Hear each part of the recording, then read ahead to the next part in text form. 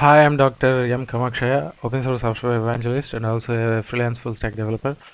Welcome back to my second video in a particular video series called Fundamentals of Data Analytics using R and RStudio. In my previous video, I've shown you how to deal with the data sets and data frames, and in this video, I'm going to show you how to perform very basic statistical analysis called descriptive in business analytics. I am exclusively creating this video series for business analyst. Actually, it is one of the. I mean, there is very less distinction between data science, data analytics, and business analytics. Whatever you call, we are just going to refer to the base. A few set of techniques belongs to math and stat, and we call it crazily as data science and analytics. But I do agree with experts' opinion. I have my own fundamental understanding on this area of operations. I am very much comfortable calling data science and analytics instead of statistical analysis. We have these statistics from the age unknown for quite a few decades, and they did nothing. And today there is altogether a particular area of operations data analytics, and they are nowhere. So they are very much happy with what they know, and this computer science people caught this area of operations, and now the statistics people left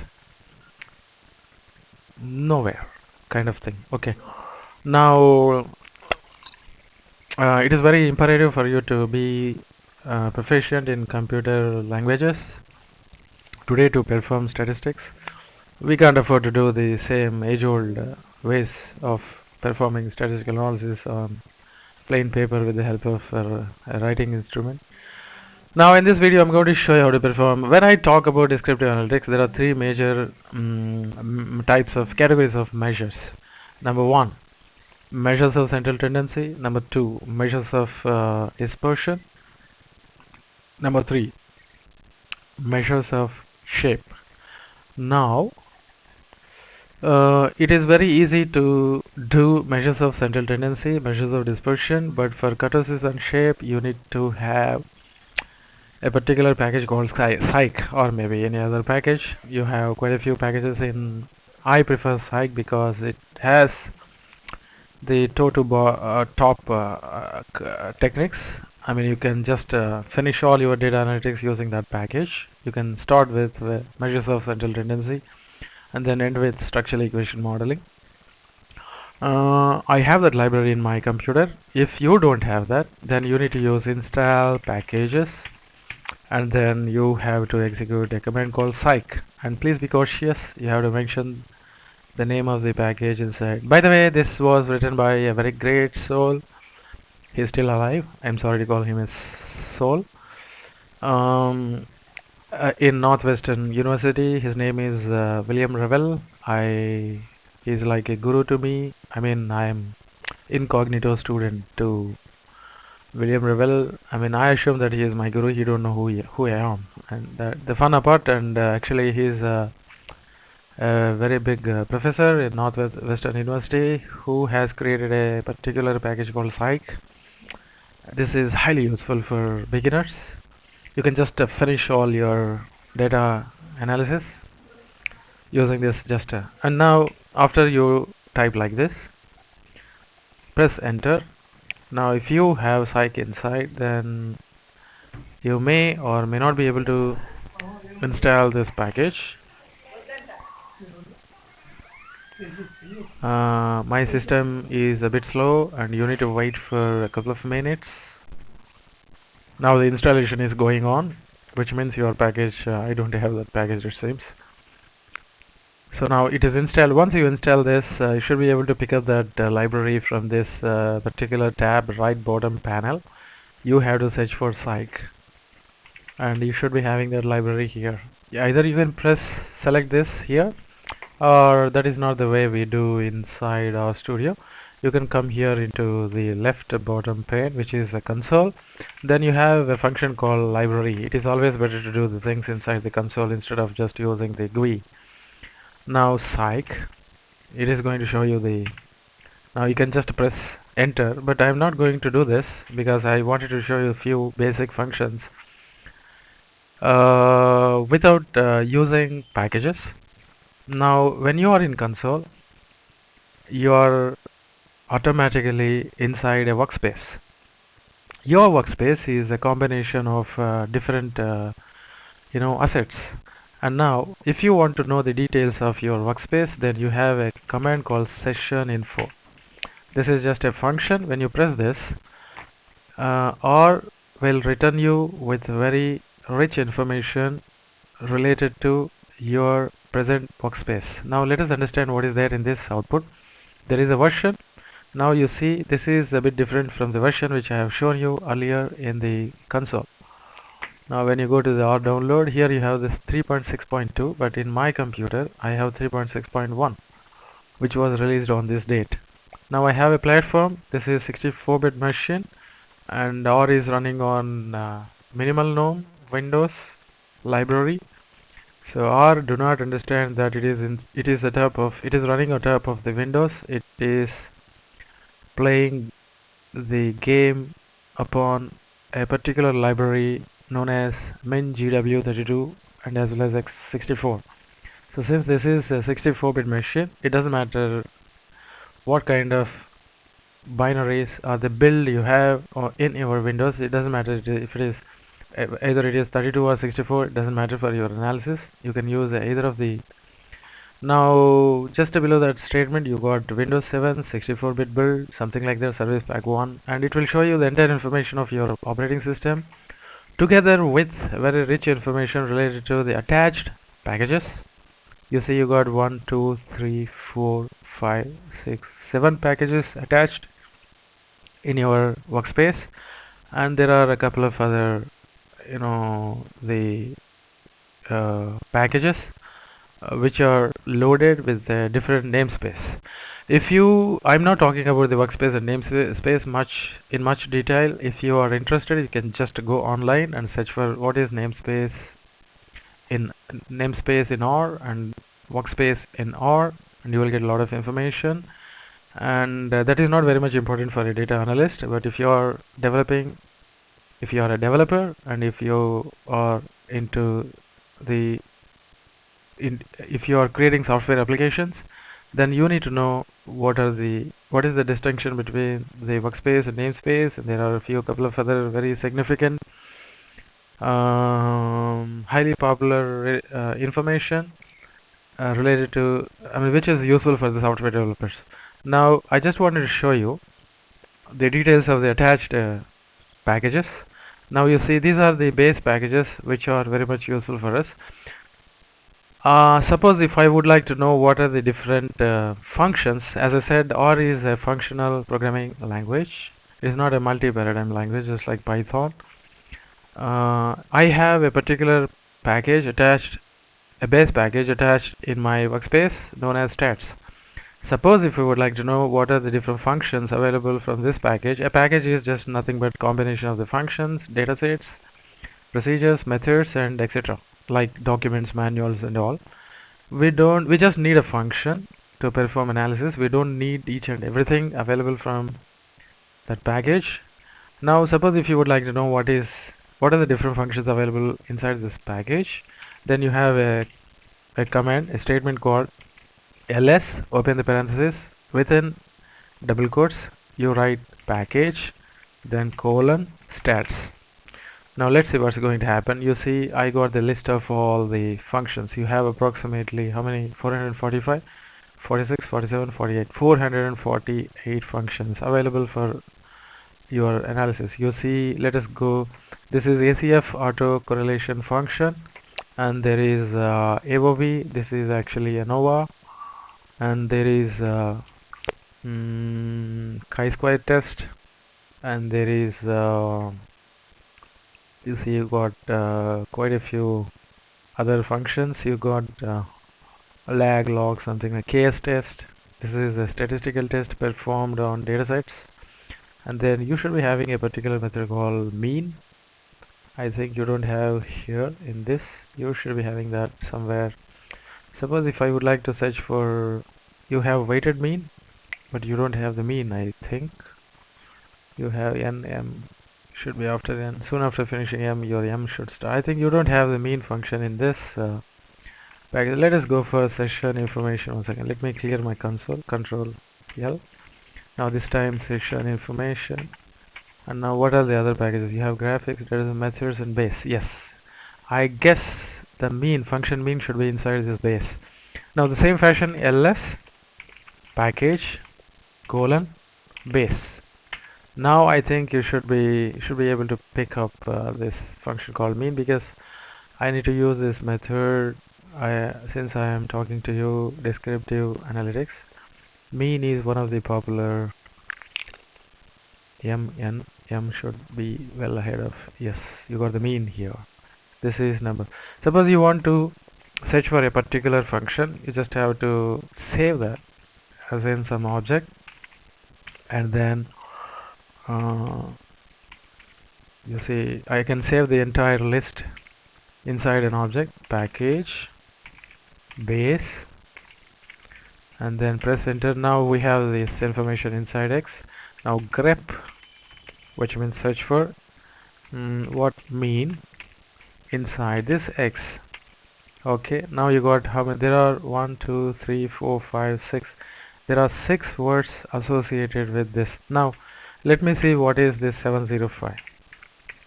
Now this is mean.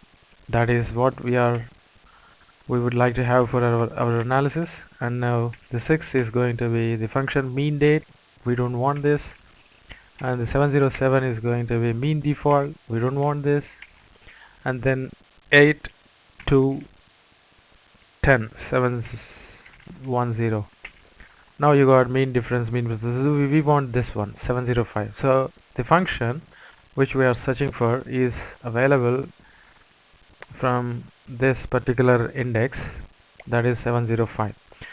Now since we have a data frame and my my df, this is my data frame. Now I am going to use this mean, which is an arithmetic average, over a column called age in my data frame. Now the process is very simple. I just have to use this function mean, and my data frame, inside this I got this variable age. Now let me press. I think you have an problem.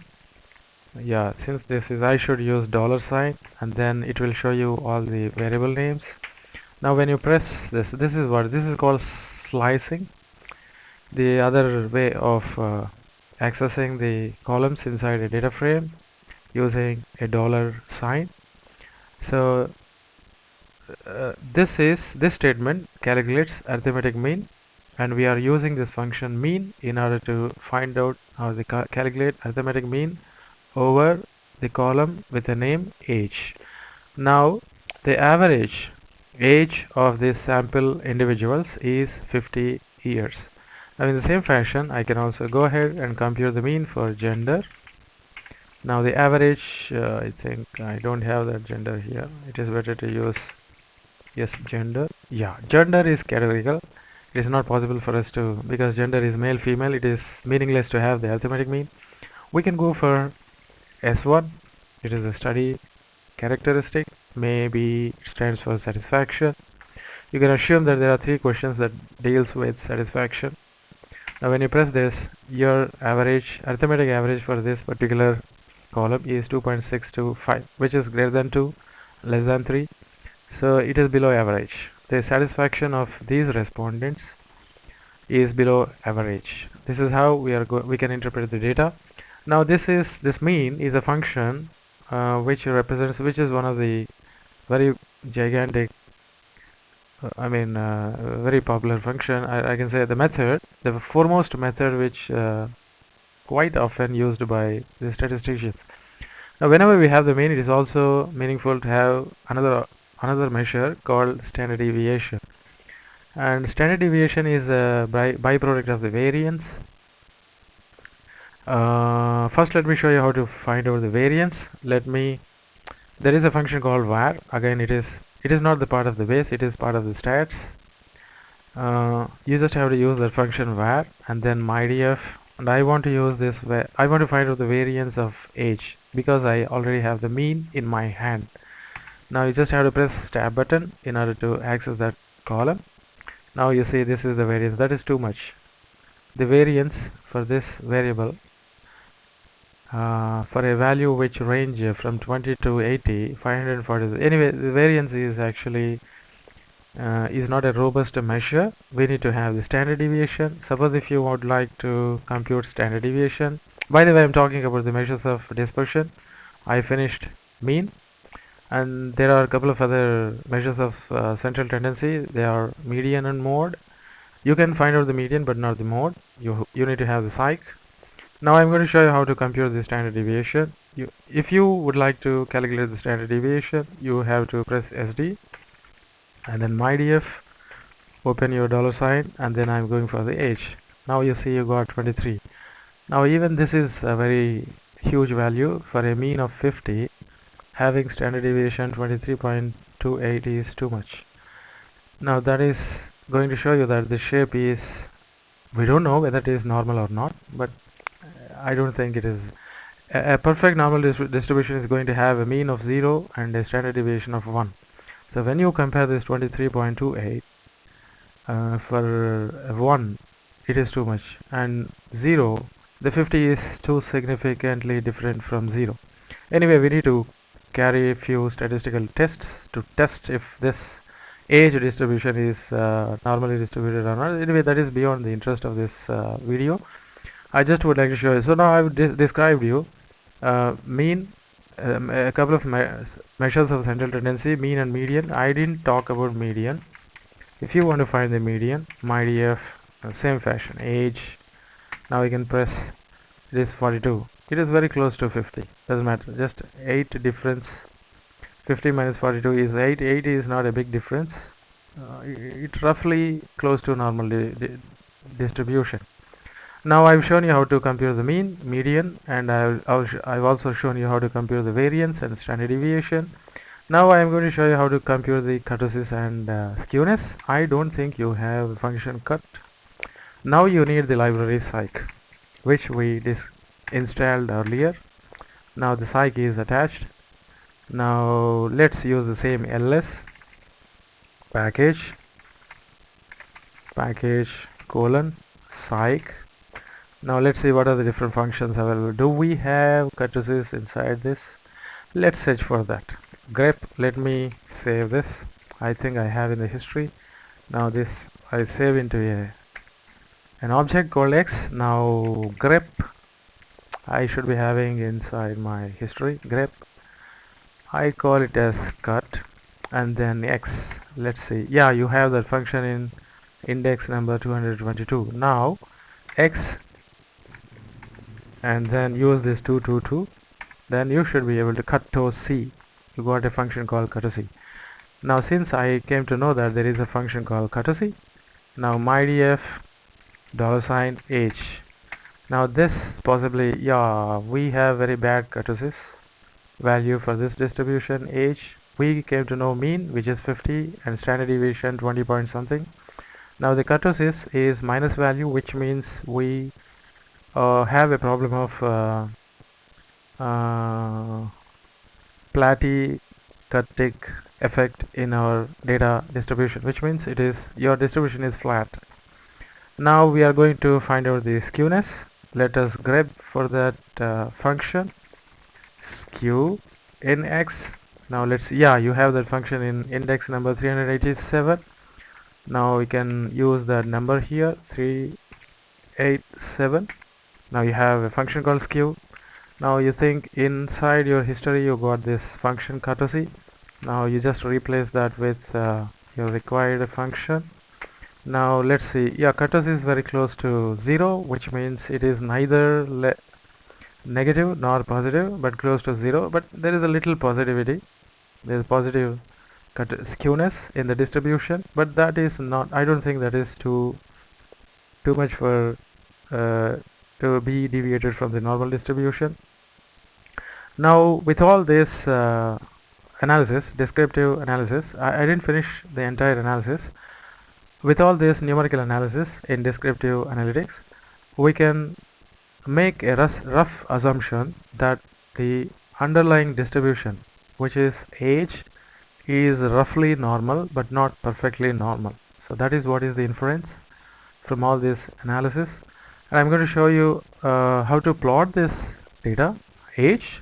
With that, we'll be finishing the entire activity of descriptive analytics. Now inside R, you have a beautiful function called plot. See, suppose if you don't know what is this, then you can make use of help plot. Now the right side bottom, you have the manual page for this function. Anyway, you need to have a lot of patience to go through each and every statement and try to spend some time, understand, then come back to R, then practice this. I'm just going to, you don't need to worry about all these arguments, parameters, inputs, etc. You straight away, you can plot this variable age straight away by just putting the name of the variable inside the function plot, mydf $age. Now let's execute this and see what's going on. By default, you are going to get the points in your graph. Suppose if you want lines, then you need to pass on an argument called type is equal to within inverted commas L, which stands for lines. Now you are going to get the line diagram. Suppose if you want to add some color, say it is dealt with a particular property called coal. Now you just have to pass on a name of the color. I'm going to choose red, and now see what's going to happen. Now suppose you want both points and curves. Now you have a type property called B, which stands for both. Now this time you are going to get the points as well as. Now suppose you want to change the points into one color and the line into other color. You have another mechanism. Anyway, that I'm not going to deal in this video. That falls into the advanced visualization techniques using R and RStudio. Now this is for this video. I've just explained you how to deal with descriptive analytics by explaining a couple of measures of central tendency, measures of dispersion, measures of shape like skewness and kurtosis, and I've also shown you how to plot the graphs like point scatter diagram and also a line chart and a hybrid chart having both points and lines. This is the entire area of descriptive analytics. In my next video, I'm going to explain you how to deal with predictive analytics. If you press my video, press like button and also subscribe to my video channel. Stay tuned for the new content. Thanks again for watching this video.